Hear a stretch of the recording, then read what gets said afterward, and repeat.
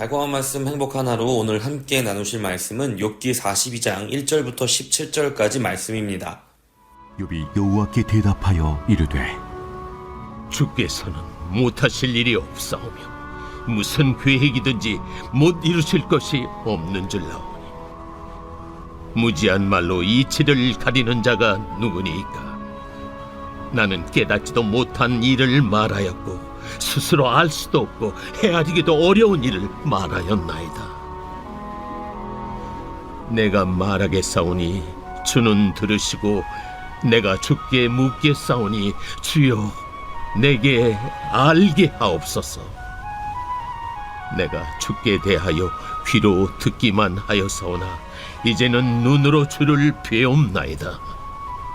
그러므로 내가 스스로 거둬들이고 티끌과 재 가운데서 회개하나이다.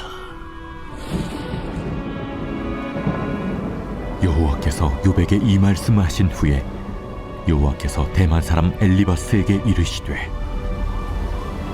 내가 너와 네 두 친구에게 노하나니 이는 너희가 나를 가리켜 말하는 것이 내 종 욥의 말 같이 옳지 못함이니라. 그런즉 너희는 수소 7과 순양 7을 가지고 내 종 욥에게 가서 너희를 위하여 번제를 드리라. 내 종 욥이 너희를 위하여 기도할 것인즉 내가 그를 기쁘게 받으리니 너희가 우매한 만큼 너희에게 갚지 아니하리라. 이는 너희가 나를 가리켜 말한 것이 내 종 욥의 말같이 옳지 못함이라. 이에 대만 사람 엘리바스와 수아 사람 빌닷과 나아마 사람 소발이 가서 여호와께서 자기들에게 명령하신 대로 행하니라. 여호와께서 욥을 기쁘게 받으셨더라. 욥이 그의 친구들을 위하여 기도할 때 여호와께서 욥의 곤경을 돌이키시고 여호와께서 욥에게 이전 모든 소유보다 갑절이나 주신지라.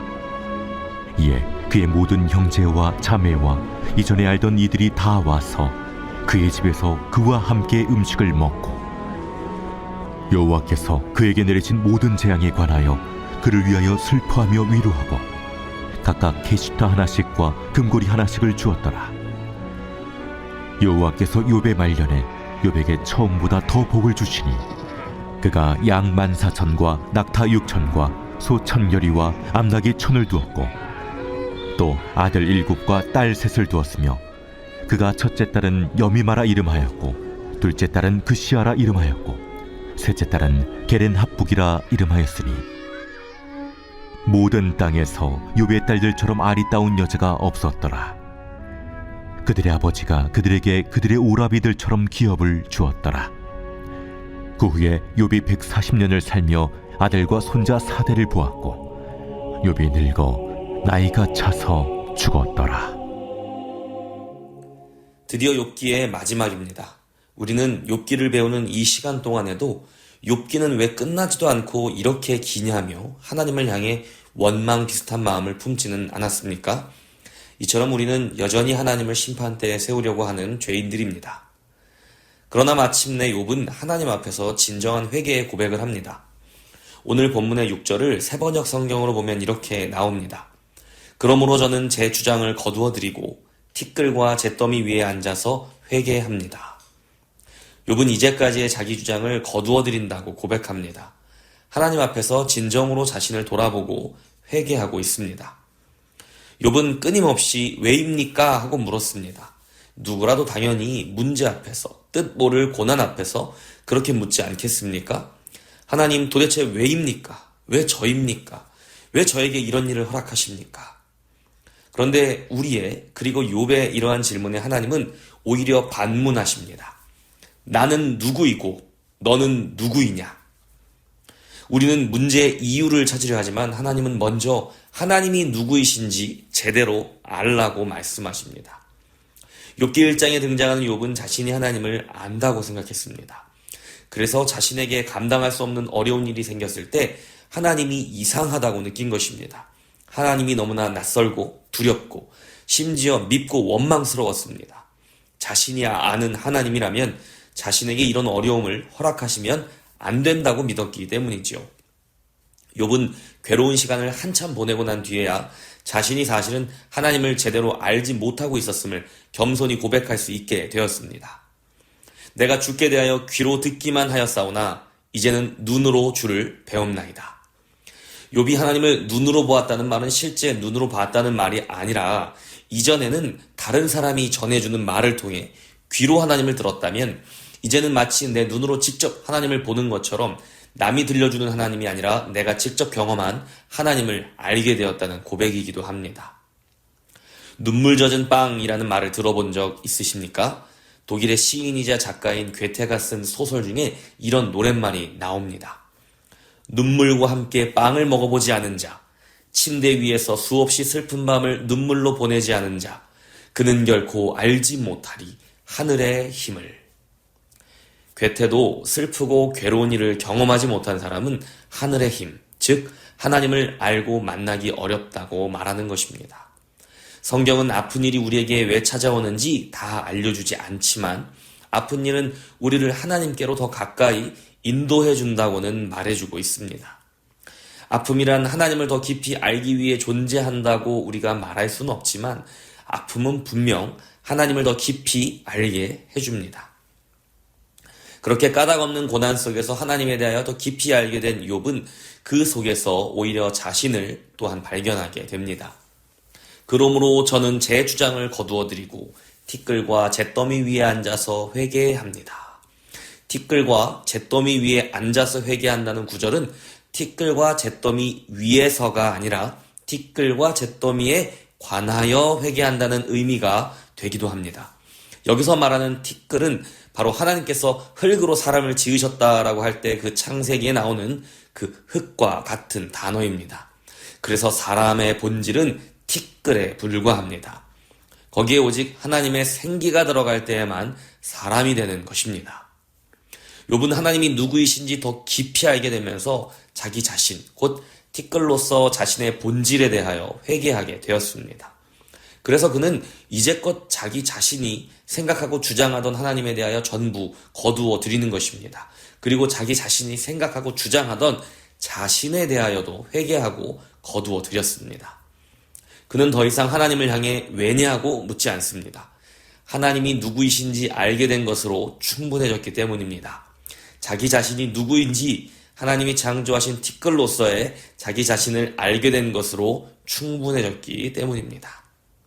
이처럼 답이 없는 우리 인생의 의문은 하나님과의 관계 안에서 풀어지게 됩니다. 내가 누구인지, 하나님이 누구이신지를 알면서 풀리는 것입니다. 7절에서 하나님은 엘리바스를 통해 내가 너희 세 친구들에게 화가 났다라고 말씀하십니다. 하나님은 줄곧 욥의 편에 서 계셨습니다. 하나님은 자기 경험과 전통, 그리고 교리로 하나님을 다 아는 것처럼 이야기했던 그의 친구들이 아니라 인간의 고통을 끌어안은 채 자신의 문제를 솔직하게 토해내며 하나님과 씨름하고 나아갔던 욥의 편에 서 계셨습니다. 무엇이 믿음 있는 사람의 모습입니까? 우리는 마치 엘리바스와 다른 두 친구처럼 믿음이란 무엇인지, 하나님이 어떤 분이시고 너는 누구인지 나는 누구인지 확신 있게 말하는 사람이 믿음 있는 사람이라고 여기지는 않습니까? 욥과 같이 하나님을 의심하고 회의를 느끼고 좌절하고 근심하고 눈물 흘리는 사람을 보며 믿음이 없다고 판단하고 있지는 않습니까? 그런데 하나님은 오히려 지독한 자기 확신 가운데에서 마치 하나님을 다 아는 것처럼 확신 있게 이야기하는 것이 아니라 하나님을 향한 회의와 도전을 반복하며 모르는 것을 모른다고 말하는 정직한 심령이 바로 믿음 있는 자의 모습이라고 말씀하시는 것입니다. 욥은 하나님께서 자신을 버리셨거나 멀리 사라지신 것처럼 생각했지만 하나님은 줄곧 욥의 곁에 서서 욥을 편들어주고 계셨고 오만한 욥의 친구들을 향해 함께 분노하고 계셨습니다. 하나님은 이제 엘리바스와 친구들에게 욥에게 재물을 가져가 너희를 위해 번제를 드리라고 명령하십니다. 그 제사를 통해 하나님께서 받으시는 것은 다름 아닌 친구들을 향한 욥의 기도라고 하십니다. 하나님은 다른 누군가가 아닌 욥의 기도를 통해 친구들을 용서해 주시겠다고 하시는 겁니다. 그런즉 너희는 숫소 7과 순양 7을 가지고 내 종 욥에게 가서 너희를 위하여 번제를 드리라. 내 종 욥이 너희를 위하여 기도할 것인즉 내가 그를 기쁘게 받으리니 너희가 우매한 만큼 너희에게 갚지 아니하리라. 이는 너희가 나를 가리켜 말한 것이 내 종 욥의 말같이 옳지 못함이라. 하나님은 이제 욥을 새로운 사명으로 이끌고 계십니다. 바로 사람과 하나님 사이를 중재하는 제사장으로서의 사명입니다. 그런데 그 모습이 누군가를 떠오르게 합니다. 욥은 까닭없는 고난을 당했습니다. 그리고 사람들은 그를 저주하고 죄인이라고 정죄했습니다. 하지만 이제 욥은 자신을 저주하던 자들을 위해 하나님께 제사를 올려드리며 기도합니다. 욥은 하나님께 자기 친구들을 용서해달라고 기도합니다. 그리고 하나님은 그 기도를 들어주셨습니다. 누구의 모습이 떠오르십니까? 바로 예수님입니다. 그는 까닭없는 고난을 당하셨습니다. 그를 향해 손가락질하고 저주하고 죄인이라고 말하던 자들을 위해 예수님은 기도하셨습니다. 아버지여, 저들의 죄를 용서하옵소서. 그리고 예수님은 모든 사람의 죄를 위한 단번에 제사를 드리셨습니다. 이것이 바로 하나님을 알고 하나님이 창조하신 티끌과 같은 나의 본질을 알게 된 사람에게 새롭게 부여하시는 사명입니다. 까닭 없이 당하는 고난을 대속적인 고난이라 여기며 인내하고 나를 저주하는 자들을 위하여 기도하는 예수 그리스도의 사명입니다. 나는 티끌에 불과하지만 성령님을 통해 예수님의 생기를 품었기 때문에 하나님이 기뻐하시는 예수 그리스도와 같은 삶을 우리가 살 수 있는 것입니다. 욥이 돌려받는 축복은 바로 그런 사명에 순종한 사람에게 주어지는 복을 의미하기도 합니다. 욥은 자신을 저주하던 자들을 위해 기도한 후에 하나님께 다시 갑절의 복을 받았습니다. 그러나 그렇다고 욥의 고통이 말끔히 사라지고 보답받았다고는 할 수 없을 것입니다. 그는 평생 먼저 보낸 자식들을 가슴에 품고 눈물 흘리며 살아야 했을 것이기 때문입니다. 욥기의 결말을 놓고 다시 인과응보의 원리로 돌아가서는 안 됩니다. 그것은 욥기 42장까지의 긴 여정을 아무것도 아닌 일로 만드는 일입니다. 욥이 무엇을 했기 때문에 받는 축복이 아닙니다. 까닭없는 고난처럼 까닭없는 축복입니다. 이제 욥기를 마치며 다시 하나님께 따져 묻고 싶으십니까? 왜 나는 욥과 같이 다시 회복시켜 주시지 않으시냐고 말입니다. 만약 그런 마음이 드신다면 우리는 다시 욥기 1장으로 돌아가야 합니다.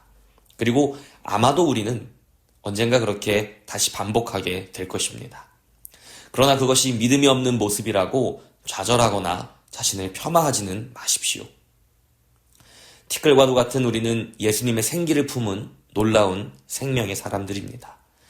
답이 없는 오늘을 살면서 하나님을 향해 의심하고 회의감을 품고 좌절하고 의문투성이이지만 우리는 다시 우리에게 죄 지은 자를 용서하는 자리로 나아가라는 부르심을 받은 사람들입니다.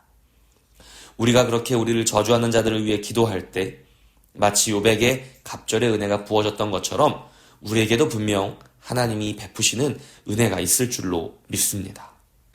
욥기를 마쳤음에도 속 시원한 정답을 얻지 못해 답답하실지도 모르겠습니다.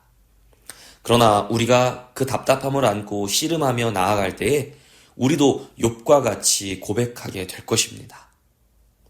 내가 주께 대하여 귀로 듣기만 하였사오나 이제는 눈으로 주를 배움나이다. 그리고 그 고백 뒤에서야 비로소 우리의 의문은 사라지고 하나님 앞에서 참된 회개와 순종으로 다시 한 걸음 나아갈 수 있는 힘을 얻게 될 것을 믿습니다. 만유의 하나님은 나의 주인이시고 티끌로 창조된 우리는 예수님의 생기를 머금은 하나님의 사람입니다.